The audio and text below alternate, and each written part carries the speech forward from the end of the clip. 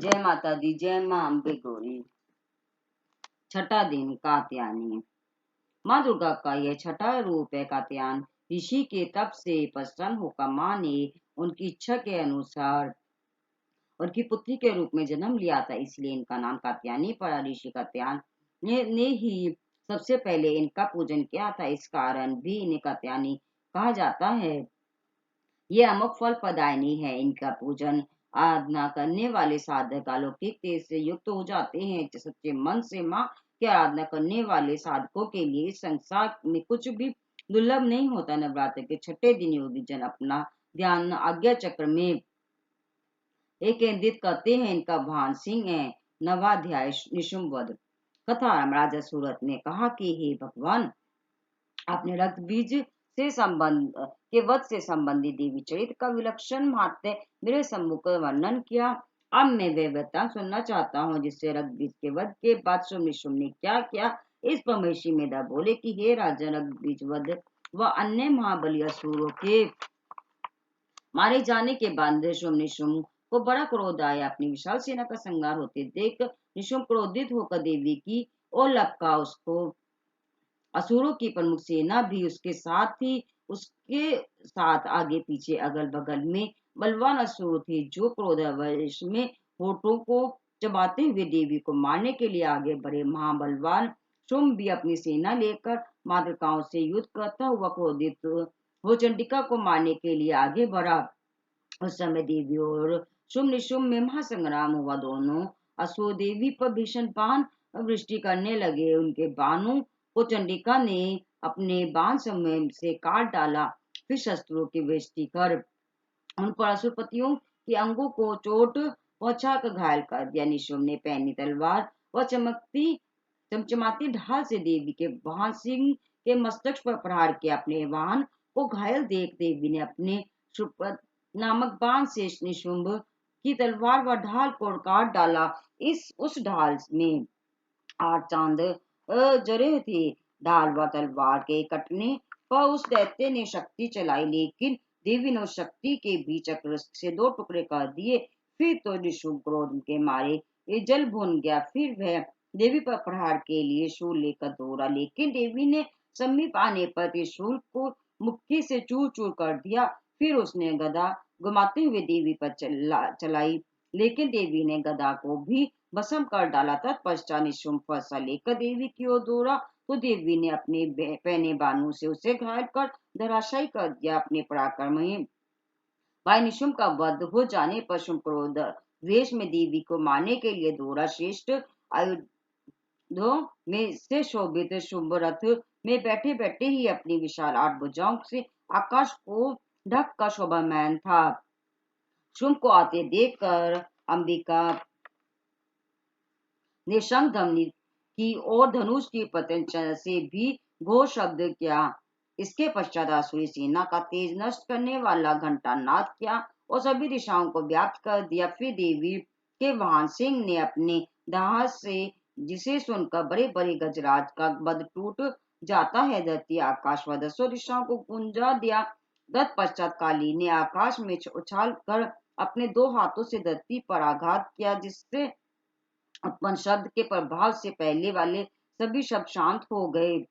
फिर शिवदूती से असुरों के लिए अमंगलदायी अट्ठास किया। उस अट्ठास को सुनकर सभी राक्षस थर्रा गए, लेकिन शुंभ का क्रोध और अधिक बढ़ गया। उस समय देवी ने शुंभ को संबोधित करते हुए कहा कि अरे दुष्टा, ठहर जा। उसी समय आकाश में स्थित देवता जय हो कहने लगे। शुंभ ने सामने आकर देवी पर ज्वालाओं से युक्त भीषण शक्ति चलाई। शक्ति को आते देखकर देवी ने महाउल्का से उसे काट दिया। उस समय शुंभ ने घोर सिंहनाद किया, जिससे तीनों लोग गूंज उठ गए।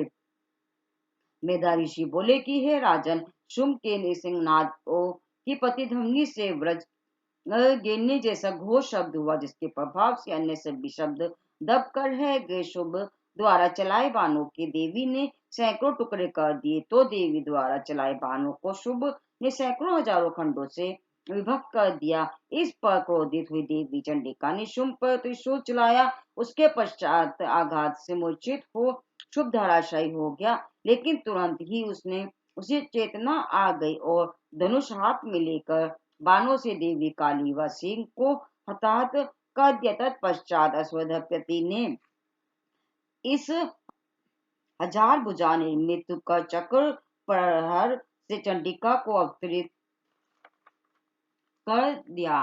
तभी दुर्गति नाशनी देवी दुर्गा ने क्रोधित होकर अपने बाणों से उन चक्रों को काट डाला। यह देख निशुभासुरी सेना सहित चंडिका का वध करने के लिए हाथ में गदा लेकर वेग कूद और उसको अपनी ओर आते देख कर चंडी ने अपनी पहनी तलवार से उसका की गदा काट दी। उसी समय उसने हाथ में शूल ले लिया।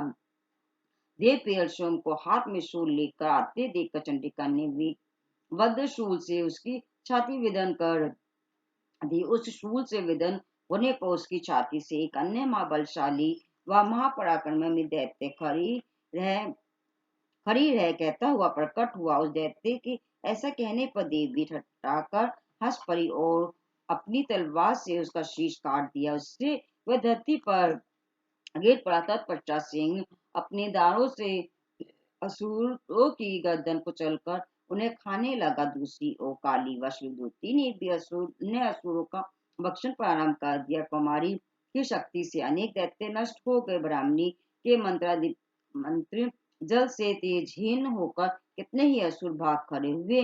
कितने ही अन्य असुर माहेश्वरी के त्रिशूल से विदन होकर धरती पर गिर पड़े। कितने ही दैत्य बारही के तुतन के आघात से विदन होकर धराशायी हो गए। वैष्णवी ने अपने चक्र से कितने ही दैत्यों को काट काट कर दयमपुर भेज दिया। कितने ही दैत्य इंद्री के वज्र से आहत होकर प्राणों से हाथ धो बैठे। अनेक दैत्य मारे गए तथा अनेक दैत्य भाग छूटे। कितने ही दैत्यों को काली शिवदूती व सिंह ने खा लिया। यह था दुर्गा सप्तशती का 9वां अध्याय निशुंभ वध। 10वां अध्याय शुंभ वध।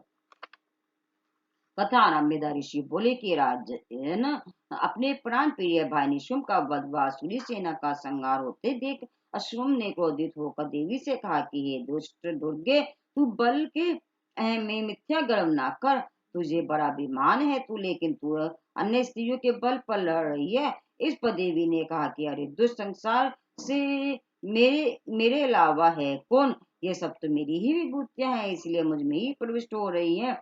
फिर देखते ही देखते सारे ब्राह्मणी आदि सब देवी अंबिका देवी के शरीर में समा गई। तब केवल अंबिका देवी अकेली ही रह गई। फिर देवी ने कहा कि अपने ऐश्वर्य शक्ति के बल पर ही मैं यहाँ अनेक रूपों में उपस्थित हुई थी। उन सभी रूपों को समेट कर मैं अकेली ही यहाँ खड़ी हूँ। तू भी यहीं ठहर। मेधा ऋषि बोले कि इसके बाद देवी ने शुंभ में तथा देवताओं ने दैत्य में देखते ही देखते भीषण युद्ध छिड़ गया। दोनों ओर से बानों पहने अस्त्रों की वर्षा होने लगी। युद्ध का वह दृश्य बड़ा भीषण था। इस युद्ध में देवी ने सैकड़ों प्रकार के दिव्य अस्त्र छोड़े, जिन्हें शुभ ने अपने निवारक अस्त्रों से काट डाला। इसी प्रकार शुभ ने भी जो दिव्य अस्त्र छोड़े उन्हें देवी ने भीषण हुंकार करके नष्ट कर डाला। फिर उस दैत्य ने सैकड़ों बाणों से देवी की पूरी तरह से ढक दिया। इस पर देवी ने क्रोधित होकर एक ही बाण से दैत्य का धनुष काट दिया। धनुष के कटने पर शुंभ ने हाथ में शक्ति ले ली, लेकिन देवी ने अपने चक्र से उसकी शक्ति को काट डाला। फिर वह असुर शुभ चमकती ढाल व तलवार हाथ में लेकर देवी पर आक्रमण करने लगा, लेकिन देवी ने उसके अपनी ओर आते हुए देख धनुष से छोड़े तीखे बाणों से उसकी चमकती ढाल व तलवार को काट डाला। उस दैत्य के घोड़े व साथी भी मारे गए। इस पर क्रोधित हुआ असुर हाथ में मुग्धर लेकर देवी को मारने के लिए तत्पर हुआ। उसी उसे अपनी ओर आते देख कर देवी ने अपने पहने बाणों से उसका मुग्धर नष्ट कर दिया। मुग्धर के नष्ट होने पर वह दैत्य मुक्का तान कर देवी की ओर लपका। उस दैत्य ने देवी की छाती पर मुक्का मारा। तब देवी ने उस असुर की छाती पर एक चपेटा थप्पड़ मारा।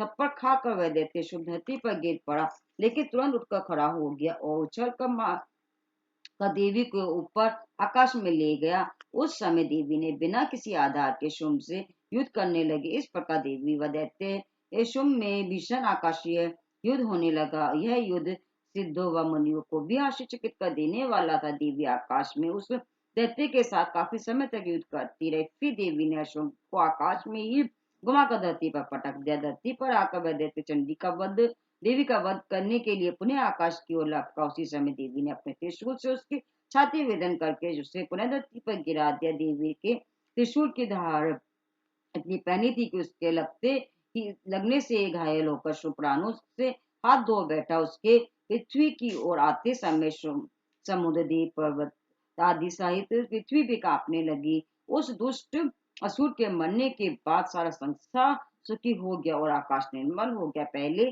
जो उत्पादों के प्रतीक मेद व उल्कापात होते थे भी सब शांत हो गए। शुभ वध के बाद नदियां उचित मार्ग में से बहने लगी। सभी देवता मन में बड़े प्रसन्न हुए। गंधर्वनियों व अप्सराएं नाचने लगी और गंधर्व गाने बजाने लगे। पवित्र वायु बहने लगी। सुधा उत्तम हो गई। यह था दुर्गा सप्तशती का शुभ वध नामक 10वां अध्याय। बोलो जय माता दी, जय माता रानी।